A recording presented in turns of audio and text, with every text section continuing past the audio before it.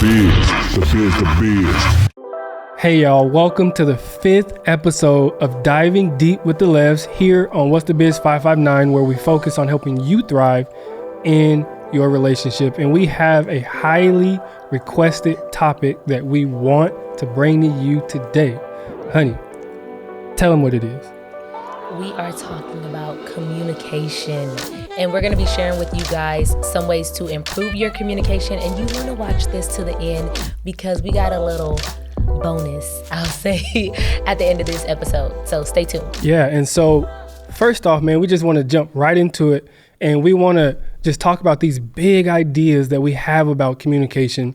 And we just want to share 4 tips with you that we feel will help you. And so the first one is, when it comes to communication, you need to know where you've learned to communicate. Oftentimes when we communicate, we don't know where it developed. So when we're in this pattern, we are able to see how our partner is affecting us. We're able to see the things we don't like. We're able to see like, okay, well, he's this way and it's not true for me.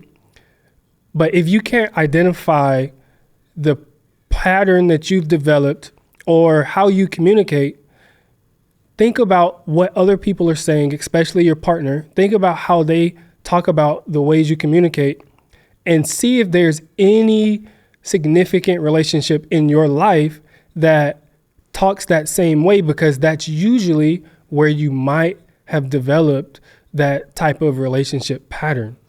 That's true. Now, you might communicate in a way that's passive or maybe aggressive or assertive, but if you are able to identify how you've learned to communicate, it's going to help you, because then you can decipher whether that pattern that you've learned is beneficial for your relationship.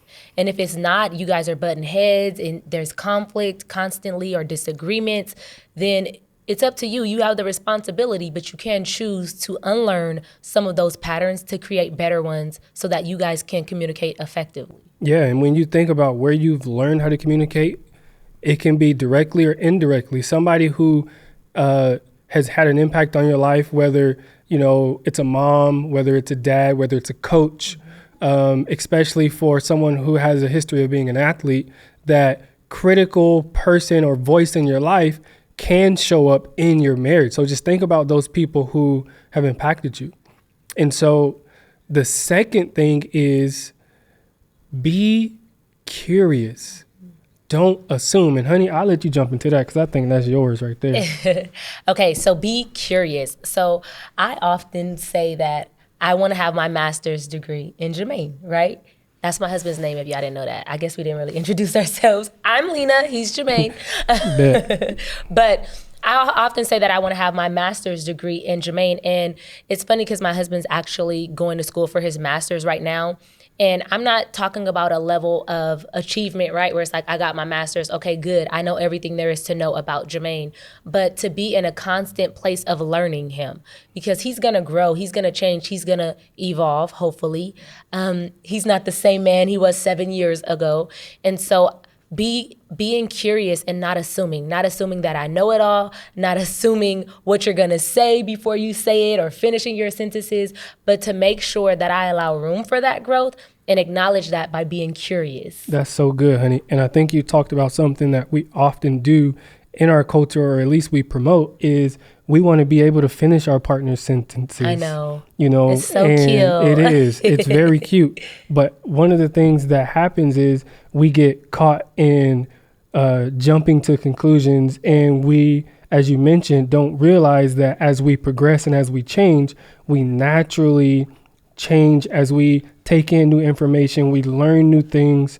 As you mentioned, me being in my master's degree, being a marriage and family therapist, there's things that I'm learning that I feel is more effective for me as a person, as my, as I develop as a therapist, as I develop as a husband, that I want to integrate into your relationship. And so if you were to assume that that I'm the same person when we got married, you'll be missing the mark. And it's the same thing, because assuming really takes away from the curiosity. And if you want to effectively communicate, as you mentioned, We need to be curious. And I think when it comes to that, the third thing is seek to understand.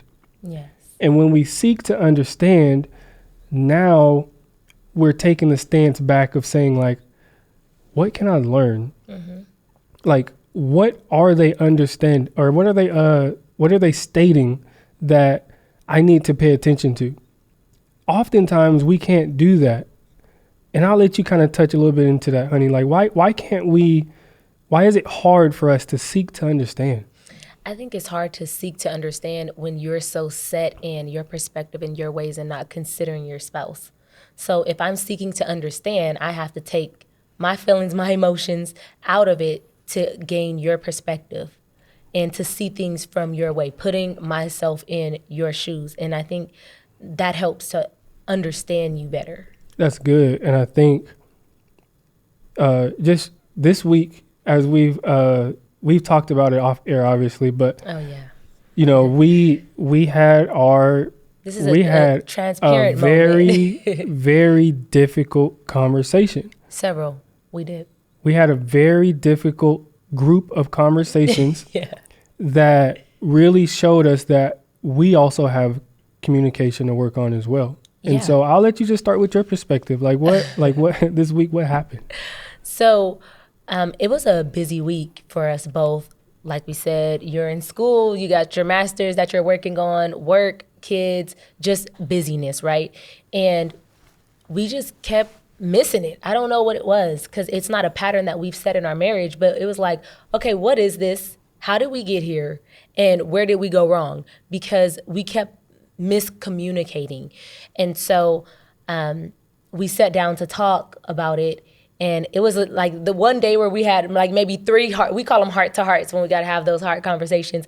But we had 3 of these conversations, and I was like emotionally drained by the end of it, but we made a lot of ground and a lot of progress, and we didn't let that linger because we had one bad day, or actually it was a bad week of miscommunicating. I think a lot of that stemmed from, one is just the busyness, right? And not having the daily communication, because I think you can communicate and have like the deeper conversations, but I also think it's important to note that it's in the everyday little conversations that you do that helps to build a healthy communication. And so we weren't having that, and we didn't have the time. And so I think there was this frustration. I know there was this frustration, like, dang, I can't even sit to talk to my husband. And so I feel like that was part of the miscommunication as well. It was. And I would say, for me, I think my frustration came because I feel like these conversations were interrupting the flow of my day. For me, I have to be in a routine. I have to get things done by a certain time, because the way my life is set up with school, with kids, being married, like everything is on a time schedule for me. And when something interrupts that time, I feel like my whole day is thrown off. So when we had these conversations, I'm like, we got to put it off, because I can't talk about it right now, because I got to shift gears to talk about or think about school. I got to do homework. Yeah. And so because I treated my wife as if she was secondary to my schooling, that also probably contributed to you feeling the tension of competing with everything. Yeah. And so the problem that some of you have is when you have these tough conversations, you treat your spouse as if they're an interruption to your day, when it's vice versa. Like, your relationship is more important than what you're doing, and you should treat it as such. And so, man, just make sure that you are seeking to understand. Take the time out to have those conversations, because if they fester, it's going to make things a lot more difficult. Yes. And I think something that's worth mentioning is what we recently started implementing in this last week that has really been a game changer for us is at the start of our day, we take 10 minutes. We face each other. We'll sit on the couch face to face, and we just have conversations for 10 minutes. We don't set a timer, but it's about 10 minutes a day. And uninterrupted conversation. Conversation, which is rare with 2 littles. Yeah. But uninterrupted conversation to where we just hear each other's heart, share about our day, whatever it is that's on our mind. Whatever come to mind. Yeah, and I think that has really helped for one, quality time is my love Yeah, language. it's and fulfilling I your like to need. Yeah, it's fulfilling your need. It's fulfilling my need. And I think that has been really, it like, I don't know, like we had that one week where there was this miscommunication. It's like, okay, we're back into our flow and our pattern. Like we got it now. So if I could recommend or suggest anything, it would be to take time, 10 minutes a day, just to sit face to face and have conversations or time to communicate with your spouse. And if you feel like 10 minutes is too long, start with 5. The idea is to build a healthier pattern of communicating. Yes. And some of the things that we want to also present to you is how to improve your communication. And the first thing that we want to share is, remember, you are on the same team. When you and your partner get into conflicts or when you have difficult conversations, you start to see each other as individuals in the relationship separate rather than individuals in the relationship together. And the problem needs to be, or the pattern needs to be seen as something that's making your relationship difficult rather than your partner, because your partner is who they are. If you want your partner to change, most likely you want them to change to be you. And that's going to take away from the uniqueness of the relationship and what it's meant to be. And so just remember that you're on the same team. And use I statements, like take ownership in how you are feeling. Don't accuse, don't blame. Be clear of what it is that you are expressing and make sure that you say I. So like, I felt this way when you walked out the door and didn't give me a kiss. Like, you know, make it ownership of what it is that you are feeling. Use I statements and don't say you. You always do this or you never do that. You present such a great point, because when you point to the person or when you say you, what you're doing is you're accusing and you're causing your partner's defenses to come up, and you wonder why you don't have effective communication. Yeah. That's because you're blaming. And when you blame your partner, you're giving them the power over the relation, or you're giving them power over you. And you're saying that you're responsible for how I feel. Yeah. And when my wife mentioned that you should take ownership, that means that you should use I statements to say, hey, like, I am bothered and this is why it affected me, rather than saying you're the cause of my problems, you're the reason we're unhappy. No, because both of you are in the relationship together and you need to see that you play a part in it. So use I statements. So I think that was really good, honey. What's the third one? Empathy. Empathize with your partner. However you want to say it. I think all those was good. All of them, huh? All of the above. You make them look good if not. Thank you, honey. But yes, it is important to, and we kind of touched on this a little bit earlier, but to put yourself in your spouse's shoes and understand their perspective and empathize with them. And I feel like in validating how they are feeling, it allows a safe space for them to feel like they can come to you and be expressing of whatever it is that they're trying to communicate. Yeah, and I think to understand what empathy is, it's to look from your partner's perspective and see how they might feel in the situation. Yeah. Like, it's not a matter of them being angry. It's why are they angry? Yeah. It's because they feel rejected. They feel hurt. They're sad. They feel unloved. And that's usually behind the anger. The anger is used to keep you at a distance because you touch somewhere in their heart that is vulnerable. Mm-hmm. And if you want them to be vulnerable, you have to empathize and say, I see you. Yeah. I see your pain. I see your hurt. That's good. I see you. I feel like that is so important. Like, we all want to be accepted and to be seen. And so that is really, really good. Yeah. And along those lines, like, be respectful. Yeah. Like, talk to your partner how you want to be talked to. Like, what is respect to you? Is respect having a gentle voice? Is respect not putting your finger up as you're talking and waving your neck? I know it's more of a cultural thing, but that's also a sign of disrespect. Like, you ain't gonna disrespect me and you gonna not, like, all that. Like, I feel attacked. How does your spouse receive or feel respected? Yeah. So keep that in mind as you are conversating, because the point of communication is understanding. If your spouse doesn't understand you or your partner doesn't understand you, then communication is ineffective. Yeah.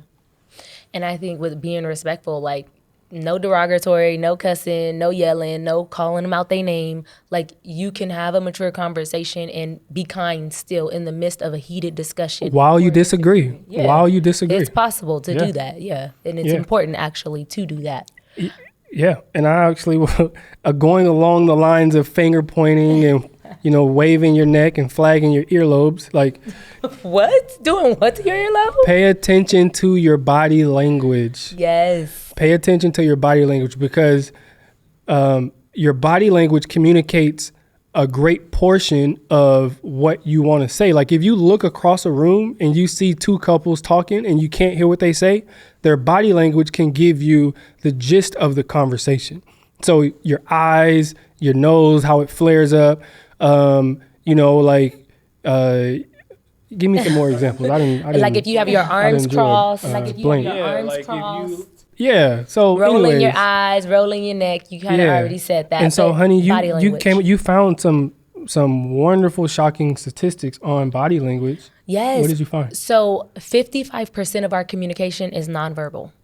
That says so much, especially when it comes to body language, because a lot of times... Wait. So you telling me that communication is more about how you say something than what you're actually saying? Absolutely. Okay. It's not just...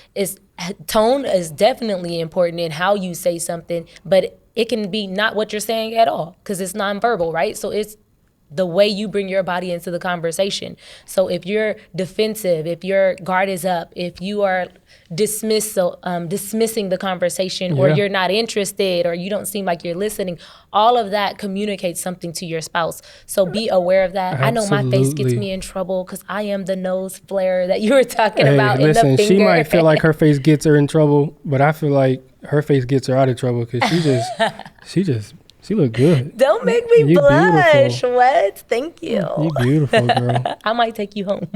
You ain't got no choice. We in one car. You ain't got no choice. But okay, no along way. along those lines, like probably a couple weeks ago, I conducted a study. Oh, yes. I did a survey, and I think it was probably 30 to probably about 45 couples, and I went around and I was just asking, like, what are the top 3 issues that you find in your marriage or in relationships that you know? And probably 35% of the answers said the number one is communication. The number one answer is communication. So if that's the biggest problem we have, that should be the biggest problem we're seeking a solution for. Yeah. Because if that's going to make the biggest difference in your relationship, then that should be something that you go and you actively work on day in, day out to make your relationship better. And so we really want to do a quick rapid fire as we transition into this next portion. And we just want to jump in by saying this, like, sometimes it's hard to have those hard conversations. And so what we want to do is we just want to present to you our conversation starter cards that we've created to help you dive deeper into understanding your partner. And so we just going to give you an example of what's in here. You know what? I'm going to just pick the first one. Is that cool? Can I pick the first one? Go for it. Okay. So I just want to see what my wife's answer is going to be. I'm nervous. Why am I nervous? Okay. I don't know. Okay. What do you want us to be remembered for as a couple? Ooh, that's good. I think I want us to be remembered for our legacy, for one, but for our impact, the way that we impact the world. Okay. And that, of course, we've made it our missions to go after marriages. And so I want us to be impactful in that, in effect of changing the narrative of marriage and giving a different perspective of being happy, healthy, and thriving, and leaving a legacy that says the same. Okay, that's good. Okay. So we have different sections. You just read from Dream Love, which is one of the sections, which is more of like future goals. And then we have a section called Pillow Talk, which takes you a little bit deeper. It goes into intimacy questions. You definitely don't want to dive straight in the deep end, but we have some that kind of warms you up and gets you started. Yeah, we got would you rather questions. And yes, that's what those are the fun ones. That's what you should focus on if you want to start off. Yes, for sure. And just to give this little disclaimer, as we're sharing a shameless plug, but also an effective way to communicate, what we would often see, like even at dinner, you'll see that couples are on their phones or not really communicating, or maybe you've been together for a long time and you ran out of things to say. You feel like you know it all. Or what if it's you got into this relationship and you jumped in the deep end because you were head over heels, love at first sight, and there's steps that you missed along the way. I believe that these cards will help you to be able to stir up some of those conversations, because we even have like a get to know me to recognize that pattern of how you communicate, like things that you probably wouldn't identify on your own. We're selling these for $20. You can find them on our website. Shameless plug. But okay, my question, my husband's unfiltered, y'all, so let's see how this goes. In a tough season or place, what is something that I did to help you through that time? Oh, it's supposed to be a rapid fire. What's something that you've done to help me through a tough season that helped you through that time? Man, I think, wow. Okay, so I think something that you've helped me with is just being a listening ear. I think because you love so strong, and because like you want to make sure that however you can fulfill a need for me, you want to make sure that you're doing that, and you want me to feel loved. And I think going into it, when we were learning each other, you wanted me to feel loved, so you wanted to problem solve. And so I appreciated that, but there came a time where like I didn't need a solution. I just needed you to hear me, or to be a shoulder I can lean on, or just, I can, just lay on your stomach as I just talked about it and thought through it. So I think like being a listening ear for me, because you now know I like to process things, and you might need to give me 30 minutes, maybe an hour to kind of think through it, or two. Yeah. To kind of think through it and come back and give you like a well thought out answer. So just being a listening ear for me, that has really got me through a tough time. That's good. Yeah. That's really, really good. Now, usually what we would do is the other one would answer the same question that we asked each other. This is how we use the cards. But for the sake of time, because we don't want to keep you guys long, is there any last final thoughts you have when it comes to communication? No, I just really want everybody to take your communication serious. Oh, yeah. I think when you get older and you don't do anything to change the pattern of how you're communicating, or constantly evaluate your communication, I think it does a disservice to your relationship, because not only are you impacted by how you communicate, but the same way you were impacted by your parents or your coaches is the same way that you're impacting your kids. And we often say, like, man, when I get older, I ain't gonna be like my mama. Like, I ain't gonna be yelling at my kids, and I ain't gonna be cussing my kids out. But as soon as you get in that moment of like being stressed and them kids, 3, 4, 5, how many kids you got, when you don't have an outlet or you don't have an escape, you be the same person that you just said you don't want to be. So constantly evaluate your communication and continue to just change and integrate and learn new ways to be effective. I would say that's all I have.